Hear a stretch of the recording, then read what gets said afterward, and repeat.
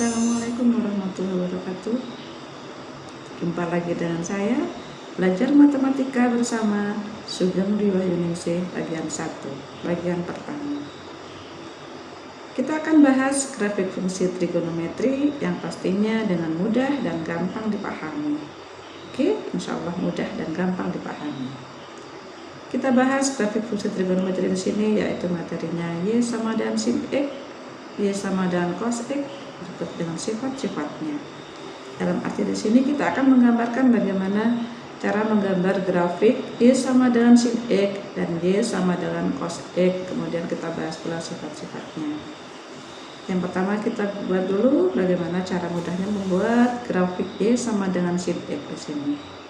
Seperti biasa kita buat dulu nilai sinus sudut istimewanya. Kita buat sudut-sudutnya, kita tulis dari X sama dengan 0 derajat, kemudian 30 derajat, 45 derajat, sampai dengan 360 derajat. Kemudian di sini, ini yang bagian kuadran pertama, nilai sinusnya positif semua.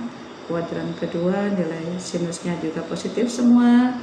Kuadran ketiga, nilai sinusnya negatif, dan kuadran keempat, nilai sinusnya juga negatif. Kita gambar grafiknya. Kita persiapkan dulu kertasnya, kemudian kita buat sumbu-sumbu horizontal dan vertikalnya.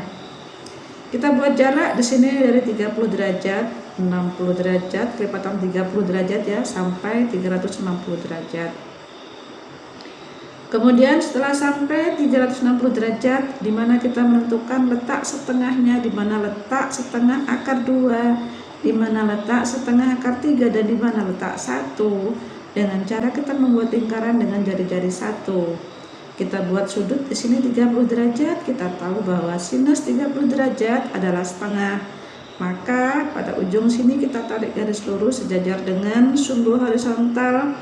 Di sini adalah tingginya setengah. Berikutnya untuk 45 derajat sinusnya setengah akar 2, maka di sini kita buat sudut 45 derajat, maka disitulah tinggi setengah akar 2.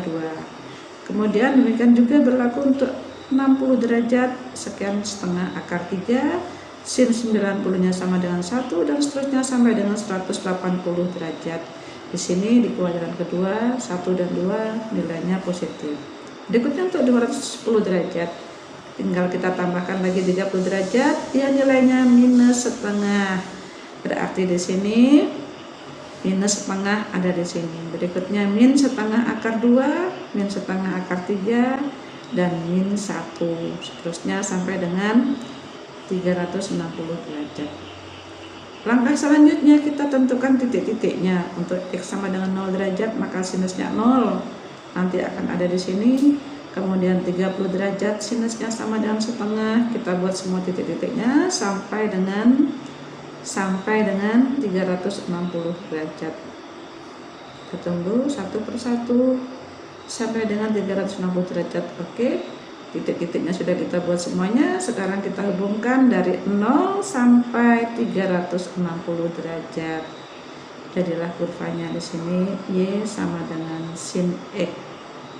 Ini adalah kurva Y sama dengan sin X. Mudah bukan? Kita lihat sekarang sifat-sifatnya. Kita tahu di sini tepat di X sama dengan 90 derajat, dia tingginya maksimum. Berarti di sini tinggi maksimumnya terletak pada X sama dengan 90 derajat atau setengah pi atau pi per 2. Dengan demikian dia maksimumnya sama dengan 1. Kemudian minimumnya terletak pada X sama dengan 270 derajat. Nilai minimumnya sama dengan min 1. Oke. Kemudian kita lihat di sini dari 0 sampai 360 derajat atau 2 pi, dia ada satu gelombang, satu gunung, satu lembah. Ini yang dinamakan satu periode. Satu periodenya adalah 2 pi. 360 derajat atau satu gelombangnya di sini memiliki periode 1 putaran penuh. Kemudian amplitudenya, apa sih amplitudo? Amplitudo jarak dari Y maksimum dikurangi dengan Y minimum dibagi 2. Di sini maksimumnya 1, minimumnya min 1. 1 dikurangi min 1 jadi sama dengan 1 tambah 1, yaitu 2 dikali setengah. sama dengan 1. Ini grafik Y sama dengan sin X.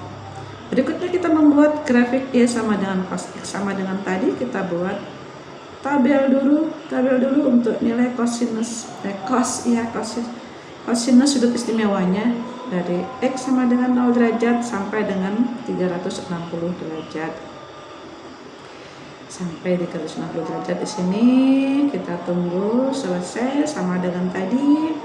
Di sini untuk X sama dengan 0 cosinusnya 1, X sama dengan 30 derajat cosinusnya sama setengah akar 3, sedangkan untuk X sama dengan 45 derajat cosinusnya setengah akar 2, dan cos 60 derajat setengah cos 90-nya adalah 0. Di sini bagian kuadran pertama, ini kuadran kedua, dan ini adalah kuadran ketiga, terakhir adalah kuadran keempat. Oke, kita buat grafiknya. Sama dengan yang pertama tadi, Y sama dengan sin X. Sekarang kita buat Y sama dengan cos X, juga menentukan sumbu horizontal dan sumbu vertikalnya. Kita buat lagi jarak 30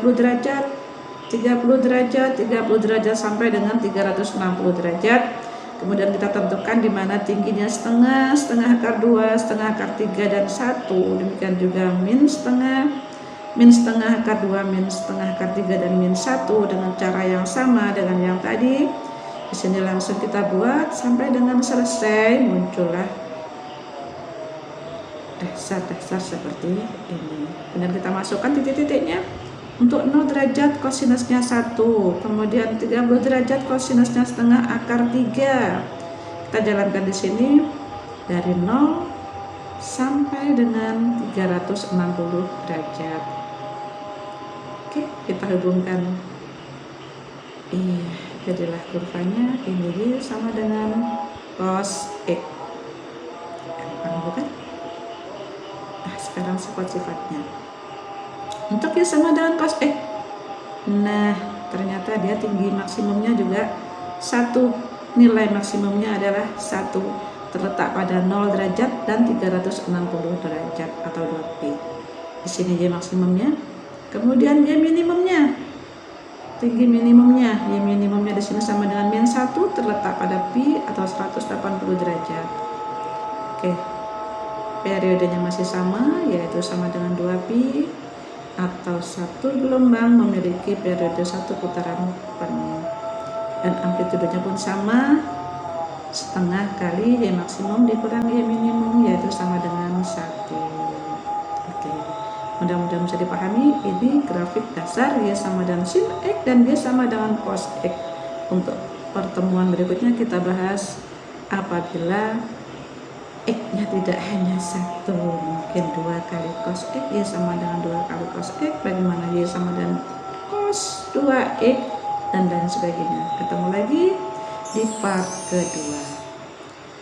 Terima kasih. Assalamualaikum warahmatullahi wabarakatuh.